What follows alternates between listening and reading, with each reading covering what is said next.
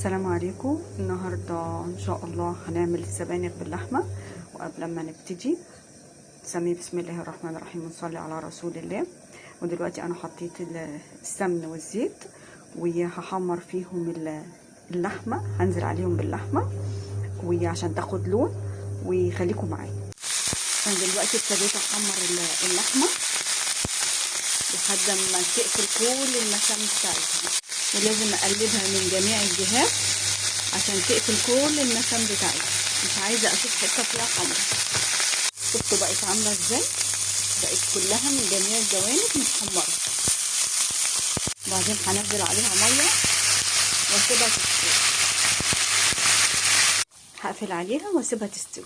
دلوقتي بقى واللحمه بتستوي هدبل البصله، احط عليها شويه زيت صغيرين عشان اللحمه فيها سمن، ولسه هحط سمن تاني في التقليه. يا دوبك اتبلها واحط عليها القوطه واحط عليها السبانخ. فاكرين بقى كيس القوطه اللي احنا مفرزينه؟ دلوقتي هنحطه على البصل.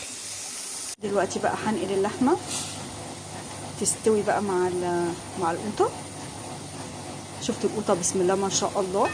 الكيس اللي احنا عاملينه تحفه، مش عايزه اقول لكم الريحه عامله ازاي.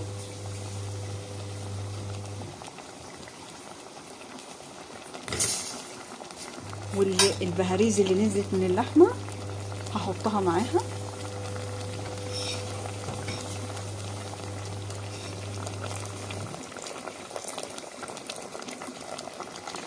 وانا حطيت 2 نوى البلح عشان اللحمه تبقى مستويه وحلوه.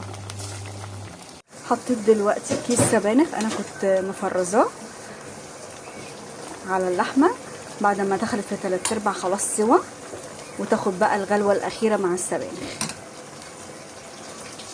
ودلوقتي هحط حبه رز عليها، نص كوبايه رز، وابتدي احط الملح والفلفل.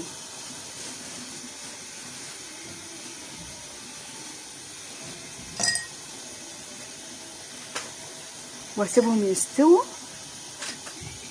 وتابعوني ونشوف هنعمل ايه تاني.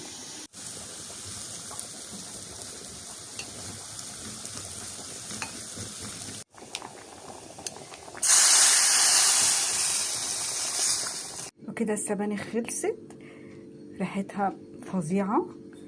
لايك وشير ودعوة حلوة. لايك وشير ودعوة حلوة. السلام عليكم.